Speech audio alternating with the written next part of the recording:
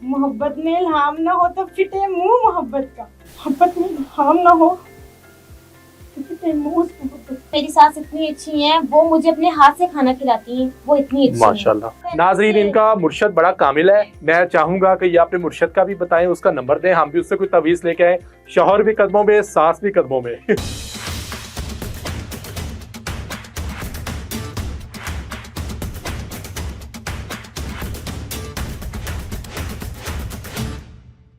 अस्सलाम वालेकुम नाज़रीन, मैं हूं आपका मेज़बान सैयद हमजा अब्बास और आप देख रहे हैं द डेली स्कूप टीवी। नाज़रीन, आज जो हमारे साथ लड़की मौजूद है, ये काफ़ी जो एक रोल मॉडल है दूसरी ख़वातीन के लिए, दूसरी लड़कियों के लिए आज के दौर में जहाँ पे जो लड़कियाँ हैं वो रिसोर्सेज ना होने का बहाना बनाती हैं या मुख्तलिफ जो मुश्किलात हैं उनका जिक्र करते हुए इमोशनल हो जाती हैं कि हमें आगे नहीं बढ़ने दिया जा रहा, हमें ये नहीं करने दिया जा रहा या हमें ये मुश्किल है। उस दौर में भी ये जो लड़की है इस दौरान किस हद तक अपनी जो पर्सनल लाइफ है उसमें अपने शौक को और अपना जो प्रोफेशन है उसको लेके चल रही है, ये आज आप हमारी इस वीडियो में जानेंगे। इनकी क्या कहानी है ये हम सुनेंगे इनकी खुद की जुबानी। अस्सलाम वालेकुम मैम, कैसी हैं आप? बहुत शुक्रिया आपका टाइम देने का। अच्छा नाज़रीन, इनका जो नाम है वो रहीला हसन है। रहीला हसन इनका नाम है। मैम, सबसे पहले तो आपकी लाइफ का जो सबसे बड़ा मैं कह रहा हूँ आपकी लाइफ का जो सबसे बड़ा पहलू है जिसे आप जो आपका शौक भी है और आप आगे प्रोफेशन में भी लेके चलना चाहती है, वो क्या है? मेरा सबसे बड़ा शौक अब कहने कि इंसान के चेंज होते रहते हैं। मेरा सबसे बड़ा इस बात में है कि मैं इंसानियत को जिंदा रखना चाहती हूँ। मैं आम इंसानों की मदद करना चाहती हूँ और इस बात में मुझे फख्र है और इंशाल्लाह मैं ये करती हूँ। आपने कहा मैं आम इंसानों की मदद करना चाहती हूँ, आपने अब इसके लिए अपना क्या एजेंडा सेट किया है, क्या टारगेट है जो आपने सेट किया है? मैंने यही सब कुछ सेट किया है कि मेरे पास चंद एक बच्चे हैं जिसमें यतीम है। अच्छा। और कुछ गरीब बच्चे हैं। देखिए, यतीमी ये नहीं होती कि आपके वालिद साहब की डेथ हो गई है तो आप यतीम हो गए, नहीं। एक बीमार इंसान जो बिस्तर पर है और अपने बच्चों के लिए कुछ नहीं कर सकता बच्चा, तो वो भी यतीम है। एक वो बच्चा जो गलियों में फिर के चीजें बेच के, लिफाफे, चीजें खाने पीने की बेच कर आगे चल रहा है बच्चा, तो वो भी यतीम है।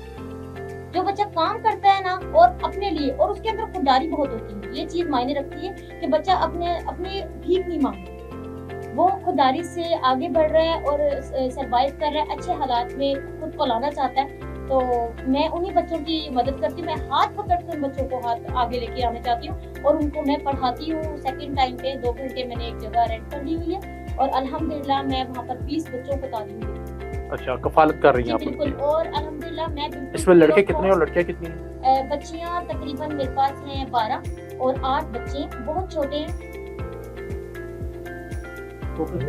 ठीक है, ये से शुरू कर लें। ठीक है, ये 8 बच्चे हैं और मेरे पास 12 बच्ची हैं और जो मिलके पढ़ते हैं और बहुत छोटे 3 इयर्स के भी बच्चे हैं मेरे पास जिनके वालिद साहब नहीं हैं और मैं उनकी भी कफालत करती हूँ और बहुत अच्छे से लेकर चल रही हूँ। जितना मुझसे हो सकता है ना, कि जब उनको कपड़े चाहिए होते हैं वो प्रोवाइड करती हूँ और जब उनको खाना वगैरह चाहिए होता है, इसके अलावा जब उनके स्कूल्स में भी मैंने उनके एडमिशन करवाए हैं, यूनिफॉर्म वगैरह की जरूरत पड़ती है, वो मैं उनको प्रोवाइड करती हूँ। तो अभी तो आप खुद एक स्टडी के दौर में से गुजर रही हैं, खुद एक स्टूडेंट है, तो आप ये सब कुछ फाइनेंशियली कैसे मैनेज कर लेती हैं? उनका खाना पीना, उनकी कपड़े, ये सब? देखें, ये सब कुछ अल्लाह की मेहरबानी, मेरी इसमें कोई भी इसमें बड़ी बात नहीं है। मेरे साथ मेरे हस्बैंड है, वो बड़ा अच्छा सपोर्ट करते हैं। इसके अलावा हमारे पास 2-3 डोनर हैं। मेरे 2 भाई हैं, बाहर होते हैं कतर, तो मेरे देवर हैं वो भी दुबई वाली साइड पर होते हैं, वो डोनेशन देते हैं। अभी हमारी फैमिली सर्कल इसको लेकर चल रही है, लेकिन मैं यही चाहूंगी कि इस पर नजरसानी की जाए, हुकूमत इस पर नजरसानी करे ताकि इन बच्चों का मुस्तकबिल बढ़े। यही हमारे पाकिस्तान का कीमती सरमाया है। अगर ये बच्चे पढ़ेंगे लिखेंगे तो हमारा भी मुल्क बाकी मुल्कों की तरह, चीन की तरह, जापान की तरह तरक्की करेगा। आप शादीशुदा हैं? अभी आपकी उम्र कितनी है? 34 इयर्स। 24 इयर्स। और आप शादीशुदा हैं? कब शादी हुई है? 4 साल। 20 साल की उम्र में शादी? बड़ी कम उम्र में शादी होगी, क्या वजह?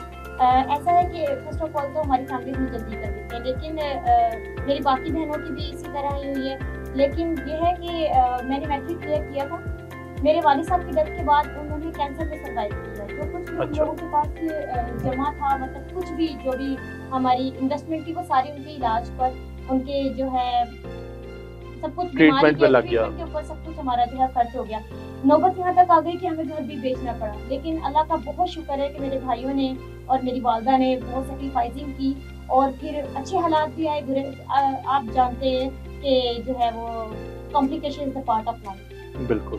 अच्छा, 20 साल की उम्र में शादी हुई है, आउट ऑफ फैमिली हुई है या इन फैमिली? नहीं, out of family. Arrange marriage? Arrange marriage. ठीक है। तो अच्छा, 20 साल की उम्र एक तरह देखा जाए तो इतनी खास कोई मैच्योर एज नहीं है, तो इस दौरान शादी का हो जाना मुश्किलात तो आई होगी। एक ससुराल में जा रही हैं आप, एक नई फैमिली है। जी, मैं आपको यही बताना चाहूँगी कि मेरी 20 साल की एज तो थी, लेकिन वो मैंने बचपन में जो यतीमी देखी थी ना, उसने मुझे बहुत स्ट्रॉन्ग बना दिया था। मैं एक बहुत ही हिम्मत वाली लड़की बन चुकी थी और मैंने ये सोच लिया था कि लाइफ में अगर कभी मुझे कुछ भी कॉम्प्लिकेशन आई तो मैं बिल्कुल हंस के जो है सेक्रीफाइस करूँगी, कोई इशू नहीं है, ये तो हिस्सा है। लेकिन ससुराल मुझे माशाल्लाह इतना ज़बरदस्त मिला है। मेरे सास ससुर हैं, वो अल्लाह पाक उनको सलामत रखे, और मेरे हस्बैंड बहुत कॉम्प्रोमाइज़ हैं। अगर मैं एक टाइम का खाना नहीं भी बनाती तो मेरी जो सास है वो बना देती। और आप लिटरली यकीन करेंगे कि मैंने अपनी जो है शादी के बाद मैंने अपने हस्बैंड को बोला कि मुझे पढ़ने का शौक है। उन्होंने मेरा फ़ौरन से एडमिशन करवाया। लाहौर बोर्ड से मैंने इंटरमीडिएट किया, पंजाब यूनिवर्सिटी से मैंने ग्रेजुएशन कंप्लीट की अपनी, और मैंने रेगुलर क्लासेस में ली मेरे हस्बैंड ने। अच्छा, और इस वक्त आप क्या कर रही हैं? अभी मैं सीएसएस कर रही हूँ। सीएसएस की तैयारी कर रही हैं, वो सारा हस्बैंड सपोर्ट कर रहे हैं? बिल्कुल, बहुत सपोर्ट। कभी ससुराल की तरफ से कोई एलिगेशन आया हो कि मतलब क्या इतना खर्चा कर रहे हो, घरदारी संभालो, चूल्हा संभालो, आके नहीं, फैमिली को टाइम दो? आपको पता है ससुराल मेरा, मैंने आपको बताया कि बस सास ससुर है और मेरे हस्बैंड है, लेकिन जो बाकी फैमिलीज है ना वो मेरा ख्याल है कि अकेली सास काफी होती है। नहीं, मेरी सास मेरी अम्मी जैसी है बिल्कुल। मैं कहती हूँ मैं एक घर से दूसरे घर में आई तो बस एक घर। या आप इसलिए तो नहीं कह रही कि ये स्टेटमेंट सास तक ना पहुंच जाए? बिल्कुल भी नहीं। मैं अभी भी यकीन करें उनके पास से होकर आई, उनको कहती हूँ माँ जी मेरी दुआएं करना, आपकी दुआओं ने मुझे जो है वो अजर देना और फल देना। मैं उनको बहुत नाज़रीन, ये पाकिस्तान में जो एक सास बहू का कल्चर है, और यहाँ पे आपको वो भी एक अनोखा देखने को मिलेगा। वरना तो हमारे यहाँ ज्यादातर जो देखने को मिलता है वो यही है कि सास ताने लगाती रहती है। और वो यकीन करें मेरी सास इतनी अच्छी है, वो मुझे अपने हाथ से खाना खिलाती है, वो इतनी अच्छी माशाल्लाह सास मेरा बिल्कुल मेरा उनसे मोहब्बत ऐसी है, उनकी अपनी कोई बेटी नहीं। आपका मुर्शिद बड़ा कामल है, इसका मतलब है। बिल्कुल नहीं कह सकते हैं ये बात कह सकते हैं। कौन मुर्शिद आप किससे तवीज लाती हैं आप? मैं किसी को तवीज नहीं लाती। ये जो मैंने कह लो कि मैंने जो अपनी वो सास कदमों में हर्डल्स देखी है ना लाइफ में, पास्ट में, अल्लाह पाक ने मुझे उसका अजर दिया और बहुत बेहतरीन। मुस्तकबिल में क्या सोचा है, क्या बनना है? मुस्तकबिल में अगर अल्लाह करे आपको सीएसएस में कामयाबी मिले, कुछ सेकंड ऑप्शन भी रखा हुआ है? सेकंड ऑप्शन जाहिर है प्लान भी आपको तैयार रखना चाहिए कि अगर आप अनफॉर्चुनेटली उसमें रह जाते हैं या कोई भी आपकी, देखिए एक इंसान तभी रहता है जब उसकी मेहनत में थोड़ी बहुत कमी आती, वरना मैं नहीं समझती कि किस्मत भी किसी चीज का नाम है कि मैं कहूँ कि किस्मत में नहीं था। नहीं, किस्मत वाली कोई बात नहीं मैं करती। मेरी मेहनत में कमी आएगी तो मैं वहाँ से रहूंगी। और प्लान भी मेरा यही है कि अगर नहीं वहाँ से अनफॉर्चुनेटली कुछ सिस्टम बनता तो आप मेरा बहुत बड़ा ये ड्रीम है कि मैं एंकर बनूं और किसी अच्छे न्यूज़ चैनल पर मैं न्यूज़ कास्टर करूं। माशाल्लाह। अच्छा, ये जो आपने वेलफेयर काम स्टार्ट किया हुआ है, इसके हवाले से आपने क्या एक जो टारगेट है वो सेट किया हुआ है कि इसको आपने किस लेवल पे लेके जाना है? कोई ऑर्गेनाइजेशन बनाने का इरादा है? जी बिल्कुल, मेरा यही इरादा है कि मैं ऑर्गेनाइजेशन बनाऊं जिन बच्चियों की शादी घरों में मतलब इतनी सेक्रीफाइसिंग नहीं होती। घर में देखिए रोटी बहुत मुश्किल से चलती है, फिर आगे से जो दहेज वाला सिस्टम है ना, बच्चियां इस वजह से अपनी जो है वो उम्र गवा बैठती है। इतनी उम्रों की खवातीन अपने घरों में जो शादी नहीं हुई और बैठी हुई हैं, मैं चाहती हूँ ये ऑर्गेनाइजेशन उन पर भी वर्क करे। मैं चाहती हूँ जो बेवा हैं, जिनके शोहर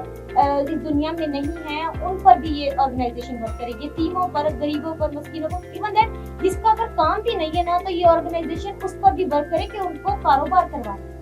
अच्छा माशाल्लाह, जैसे आपकी 20 साल की उम्र में शादी हुई है और एक अनमेच्योर सी एज है, और इस एज में आके अमूमन जो शादियां होती हैं वो कोई ज़्यादा खुशहाल नहीं रह पाती। उसकी वजह ये होती है कि लड़की अभी कच्चे जहन की होती है, उसको नहीं समझ आता कि मैं घरदारी किस तरह चलाऊं, या वो उस माइंड के साथ मैच नहीं हो पाती जो उसके हस्बैंड का होता है। लेकिन आप एक बहुत अच्छी आइडियल लाइफ गुजार रही हैं, तो इसका क्या फार्मूला है, ज़रा लड़कियों को भी बताएं। इसका यही फॉर्मूला है, जहाँ पर आपकी गलती है ना वहाँ आप सॉरी बोल के ना सारी बातों को खत्म कर दे। देखिए जो सास होती है वो कोई चुड़ैल नहीं होती, वो बहुत अच्छी खातून होती है। आप अपनी वालदा को भी तो देखें, उनकी भी आप जब वो भी तो किसी की सास है। बिल्कुल, वो मेरी वालदा 2 बहुओं की सास है और उनके घर में भी इसी तरीके से अमन सुकून है जैसे मेरे घर में सुकून है। मैं कहती हूँ आप कॉम्प्रोमाइज करें, आप अपनी सास को अपनी माँ समझें, वो आपको अपनी बेटी समझें। अच्छा, अगर आपके हस्बैंड, आपको जैसे पढ़ने का शौक था, आपके हस्बैंड को कहा मुझे पढ़ा दे, वो बात मान, अगर वो बात ना मानते, वो कहते नहीं सिर्फ घर संभालो, जाहिर है फिर मुझे फिर क्लैश होना था? बिल्कुल नहीं, बिल्कुल भी मैं डिसहार्ट ना होती। मैं खामोशी से सब्र कर लेती हूँ और शुक्र कर लेती हूँ, क्योंकि जिसमें मेरी अल्लाह की रजा है मैं उसमें राजी हूँ। अच्छा, किन मामलात पे आके आपके जो हस्बैंड है वो आपकी बात नहीं मानते? वैसे तो मैं कोई ऐसी गलत डिमांड नहीं करती कि मैंने नहीं ये नहीं, करना है, सही मतलब डिमांड भी उनकी अमूमन नहीं मानी जाती। तकरीबन डिमांड्स मेरी मानी जाती हैं अल्हम्दुलिल्लाह। और जो डिमांड मेरे हस्बैंड लगता है नाजरीन, कि इनका मुर्शद बड़ा कामिल है। मैं चाहूंगा कि ये अपने मुर्शद का भी बताएं, उसका नंबर दें, हम भी उससे कोई तवीज़ लेके आए। शौहर भी कदमों में, सास भी कदमों में। नहीं, ठीक है। नहीं है, यकीन करें मैं उनके कदमों में हूँ। और जब कभी मुझे ऐसा फील होता है ना कि हस्बैंड कोई बात नहीं मान रहे, तो फिर मैं सास को जो है वो आगे लगा देती हूँ कि अम्मी अब आप ही हैं जो हैं, आप संभाल लें आप मसला सारा। अच्छा, मैं जानना चाहूंगा कि आपका अभी जो एक क्लिप बड़ा वायरल हुआ है इमरान अशरफ के शो में, ठीक है, एक्टिंग उसमें आपने करके दिखाई है। एक्टिंग का मतलब आपको शौकीन है?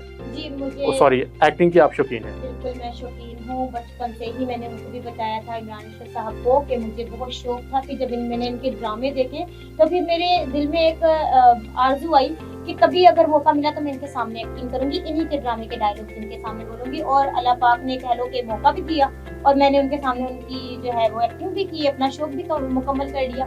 मैंने आपको शायद पहले भी इंटरव्यू में बोला कि मेरा पैशन मेरे प्रोफेशन से बिल्कुल डिफरेंट है, वो मैच ही नहीं करता।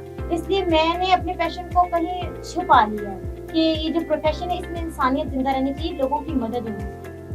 मतलब आपने अपना पैशन इसलिए छोड़ दिया एक्टिंग जी वाला? बिल्कुल। अच्छा, मैं चाहूंगा कि चले आपने छोड़ तो दिया ही है, जी। लेकिन छोड़ते छोड़ते भी आप हमें कुछ करके दिखाएं, एक्टिंग, कुछ डायलॉग बोल के दिखाएं। आप मुझे बताएं, मैंने आप अपनी मर्जी से कोई डायलॉग बता दें कि आप कौन सा बोलना चाहते हैं आजकल जो सबसे ज्यादा कोई फेमस हो, वायरल हो, कोई ऐसा डायलॉग डायलॉग। है सबके तुम्हारे ड्रामे का। अच्छा, तो वो आपने ना एक काम करे, मुख्तलिफ एक्सप्रेशन में हमें बोल के दिखाना है। हैप्पी, सैड, फनी और कंफ्यूज। आप पहले हैप्पी पे आ जाए। मोहब्बत में इल्हाम ना हो तो फिटे मुंह मोहब्बत का। ये हैप्पी था, ठीक हो गया। अब सैड पे हैं। मोहब्बत में इल्हाम ना हो तो फिटे मुंह। थोड़ा और सैड। मोहब्बत में इल्हाम ना हो तो फिटे मुंह। कंफ्यूज। मोहब्बत में इल्हाम ना हो तो फिटे मुंह। गुस्सा। मोहब्बत में इल्हाम ना हो तो फिटे मुंह मोहब्बत का। इस गुस्से से तो कोई भी नहीं डरेगा। और गुस्सा। मोहब्बत में इल्हाम ना हो तो फिटे मुंह मोहब्बत का। नहीं, थोड़ा और गुस्सा। Aggression, aggression. अच्छा, मोहब्बत में इल्हाम ना हो तो फिटे मुंह मोहब्बत का। हाँ, ये थोड़ी बात बनती है। अच्छा, मैं ये जानना चाहूंगा कि आपने कभी सोचा नहीं कि मैं अगर अपना जो वेलफेयर का काम है इसको भी लेके चलूँ, एक्टिंग को भी साथ लेके चलूँ, क्योंकि अमूमन कई अदाकार हैं जो अपना वेलफेयर का काम भी करते हैं, साथ एक्टिंग भी करते हैं। आप देखिए मेरी जो स्टडी है वो CSS है, ठीक है। अब आप देखिए एक CSS ऑफिसर, अल्लाह पाक मुझे इन फ्यूचर CSS की तरफ ले जाए, तो अगर वो मुझे ले जाता है मेरा रब, तो आप खुद बताएं कि क्या एक CSS ऑफिसर ड्रामा एक्टिंग कर सकती है? हाँ, क्या नहीं कर मुझे ये सकते। सूट करेगा? एक्टिंग तो खैर वो भी करते हैं, लेकिन एक्टिंग करते हैं, एक्टिंग की लेकिन नोयत उनकी और होती है। बिल्कुल जाहिर सी बात है, वो नोयत के ऊपर आ जाता है ना। ठीक हो, मतलब आप उस नोयत की एक्टिंग करना चाहते हैं। जी। तो नाज़रीन, ये हमारे साथ रहीला हसन मौजूद थी। हमारी दुआएं हैं इनके लिए कि खुदा ताला इनकी जो नेक तमन्नाएं हैं, इनके जो ख्वाहिशात हैं उनको पूरा करे, इनको कामयाबी दे। और ये नाज़रीन एक रोल मॉडल हैं उन लड़कियों के लिए कि जो मुश्किलात की वजह से या मुख्तलिफ जो हर्डल्स हैं उनकी वजह से पीछे रह जाती हैं या आगे बढ़ने की जो सोच है उसको ख़त्म कर देती हैं। आपके सामने है कि ये जो हमारे साथ खातून मौजूद हैं, ये अपना घर भी चला रही हैं, इतनी कम उम्र में ये शादीशुदा भी हैं, हस्बैंड को भी टाइम दे रही हैं, अपने ससुराल को भी टाइम दे रही है, और उसके अलावा अपना जो पैशन है CSS का उसको भी लेकर चल रही हैं, और साथ में वेलफेयर का जो काम है जितना वो कर सकती हैं उस हवाले से वो कर रही हैं। तो खुदा ताला से दुआ है कि हमारे पाकिस्तान में इस तरह के लोगों की जो सोच है इनको जो है वो एक तक़वियत मिले, ताकि पाकिस्तान दिन रात जो तरक्की के मनाजिल है उसको तय कर सके। इसी के साथ अपने मेज़बान सैयद हमजा अब्बास को इजाज़त दें। मुलाकात होगी दोबारा। अपना ख्याल रखिएगा। अल्लाह हाफ़िज़। पाकिस्तान जिंदाबाद।